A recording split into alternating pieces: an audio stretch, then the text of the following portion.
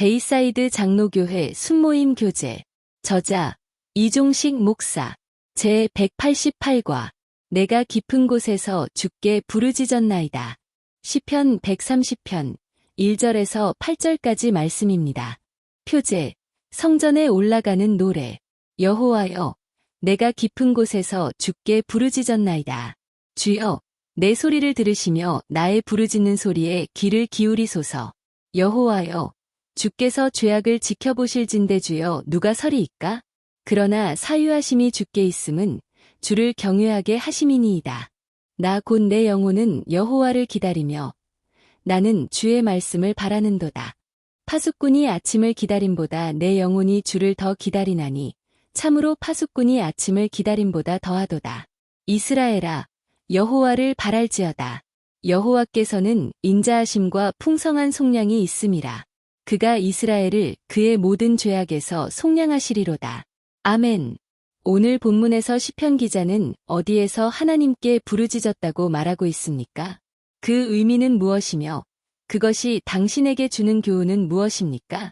오늘 본문은 작자 미상의 시로서 성경학자들은 바벨론 포로 중에 누군가 쓴 글이라고 말합니다. 우리는 오늘 본문을 통해 어려운 형편에 있던 시편 기자가 여러 가지 상황을 예로 들며 자신이 바라는 것을 표현하고 있다는 것을 알게 됩니다. 첫째, 시편 기자는 자신을 물에 빠진 상황으로 표현하였습니다. 1, 2절. 여호와여, 내가 깊은 곳에서 주께 부르짖었나이다. 주여, 내 소리를 들으시며 나의 부르짖는 소리에 귀를 기울이소서. 이 말씀에서 깊은 곳이란 깊은 수렁을 말합니다. 즉, 발이 땅에 닿지 않는 깊은 물 속에 빠진 것입니다.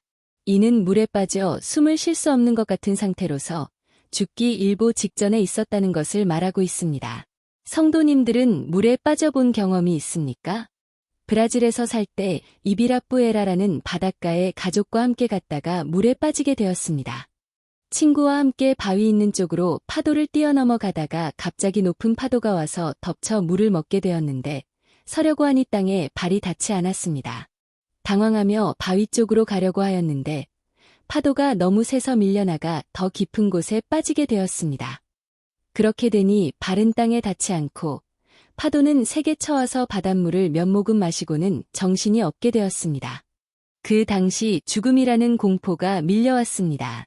그러나 그때 아버지가 가르쳐 주신 것을 기억하며 파도를 뒤로하고 물속에 들어가 육지를 향하여 헤엄을 치니 곧바로 발이 닿는 곳에 도달하게 되었습니다.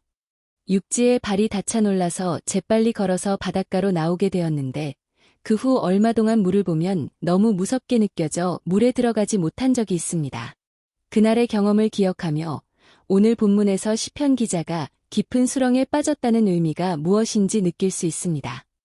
그리고 이 시편의 배경이 성경학자들의 의견처럼 바벨론 포로 중이었다면 그 의미를 알게 됩니다. 이스라엘은 바벨론의 힘에서 벗어날 힘도 없고 방법도 없는 파도가 거센 깊은 물에 빠진 것과 같은 상태였습니다. 이런 상태에서 시편 기자가 할 수 있는 일은 천지를 지으신 하나님께 부르짖는 것밖에는 없었던 것입니다. 그래서 오늘 본문 1절에서 여호와여, 내가 깊은 곳에서 주께 부르짖었나이다 라고 말하고 있습니다. 시편의 이러한 기도를 보며 그래도 이런 기도를 할 수 있는 사람은 참 다행이라고 생각하게 되었습니다. 그 이유는 하나님이 그의 기도를 들으사 구원해 내실 것이기 때문입니다. 그래서 시편 기자는 오고 오는 세대에게 너희가 아무리 깊은 수렁에 빠졌다고 해도 천지를 지으신 하나님께 기도하면 살 수 있다는 것을 전하고 있는 것입니다. 그 다음으로 오늘 본문을 보면 시편 기자는 자신의 형편을 죄인으로서 재판을 받는 법정으로 옮기는 것을 보게 됩니다. 3대 5절. 여호와여, 주께서 죄악을 지켜보실진대 주여 누가 서리이까? 그러나 사유하심이 주께 있음은 주를 경외하게 하심이니이다. 나 곧 내 영혼은 여호와를 기다리며 나는 주의 말씀을 바라는도다. 이 말씀을 보면 시편 기자는 자신의 죄를 용서해 달라고 부르짖고 있습니다. 깊은 수렁과 같은 바벨론 포로 생활 가운데서 자신의 죄를 찾아낸 것입니다. 그래서 법정에서 자신의 죄가 용서받기를 바라는 마음으로 회개하고 있습니다. 시편 기자가 이렇게 회개한 이유는 모든 것의 재판관이 하나님이시기 때문에 하나님이 용서하시면 모든 죄가 용서되기 때문입니다. 죄인이었던 사람이 용서를 받으면 감옥에서 자유롭게 풀려납니다. 그러므로 죄를 용서받는다는 것은 매우 중요한 일입니다. 우리가 처한 묶인 상황에서 자유롭게 풀려나는 길이 되기 때문입니다. 이런 이유로 죄성이 있는 우리는 우리의 잘못을 회개해야 합니다. 그러면 노예 생활에서 벗어나게 됩니다. 그 다음으로 오늘 본문에서 시편 기자는 자신의 형편을 성벽으로 비유합니다. 성벽은 적들로부터 도시를 보호하기 위해 지은 것입니다. 그러므로 그 성벽은 누군가 파수를 서야 하는 곳입니다. 그래서 파수꾼을 세워 성을 지키게 합니다. 그런데 나뿐만 아니라 밤에도 지키는 일을 해야 합니다. 밤에 파수를 서는 것이 쉽지 않다는 것을 우리는 금방 압니다. 너무 졸리고 춥기도 하기 때문입니다. 그렇게 되면 파수꾼은 순번이 바뀌는 아침을 기다리게 됩니다. 그래서 시편 기자는 6절에서 이런 말을 하고 있습니다. 파수꾼이 아침을 기다림보다 내 영혼이 주를 더 기다리나니 참으로 파수꾼이 아침을 기다림보다 더하도다. 그런데 말입니다. 이 파수꾼에게는 소망이 있습니다. 그 이유는 아침은 반드시 오기 때문입니다. 그러므로 시편 기자는 물에 빠진 상황이고 재판을 기다리는 상황이지만 반드시 하나님의 도움이 올 것을 믿고 기도하고 있다는 것을 알게 됩니다. 사랑하는 성도님들, 우리가 하나님께 기도하면 그 응답은 반드시 옵니다. 마치 아침이 반드시 오는 것처럼 응답이 온다는 것을 믿어야 합니다. 그 증거는 결국 시편 기자의 믿음대로 이스라엘이 바벨론 포로에서 자유를 얻는 역사가 있었다는 것입니다. 그리고 우리의 삶을 돌아보면 우리가 한 기도에 대하여 하나님의 응답이 있었다는 것입니다. 그래서 우리가 어려움에서 벗어나 살아가고 있는 것입니다. 사랑하는 성도님들, 밤이 아무리 길다고 해도 반드시 아침은 오고 맙니다. 마찬가지로 우리의 어려움이 아무리 길다고 해도 기도하면 소망의 아침을 맞이하게 될 줄로 믿습니다. 그 다음으로 시편 기자는 자신의 형편을 노예 시장에 있는 것처럼 표현하였습니다. 7절 그리고 8절 말씀입니다.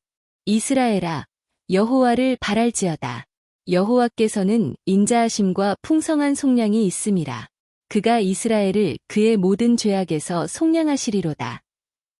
이 말씀에서 속량이라는 것은 누군가를 노예 생활에서 풀어주기 위하여 값을 치르는 것을 말합니다. 그러니까 그런 일은 노예 시장에서 일어나는 일입니다. 그러므로 이 말씀은 시편 기자가 자신이 지금 어떤 일로 노예같이 묶여 있는데 하나님의 은혜로 그 노예 생활에서 벗어나기를 구하고 있는 것입니다. 사랑하는 성도님들, 우리는 이전에 죄로 말미암아 사탄의 노예로서 우리의 힘으로는 그것으로부터 풀려나기가 불가능했습니다. 그 이유는 죄의 값은 사망이기 때문에 우리의 힘으로는 불가능한 것입니다. 그러나 하나님은 자신의 독생자인 예수님을 보내어 값을 치르게 하셨습니다. 그래서 우리는 노예 생활에서 벗어나 자유로운 하나님의 자녀가 되었습니다. 이런 일을 하신 하나님은 지금 우리가 어떤 문제로 그것에 질질 끌려다녀야 하는 노예 생활을 하고 있다면 어떤 값을 치르고라도 우리를 구해내실 것을 믿어야 할 줄로 믿습니다. 당신은 마치 수렁에 빠진 것과 같은 경우를 당한 적이 있습니까?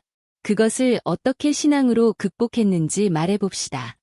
오늘의 말씀을 통해 새롭게 느낀 점과 결단하는 바를 서로 나누어 봅시다.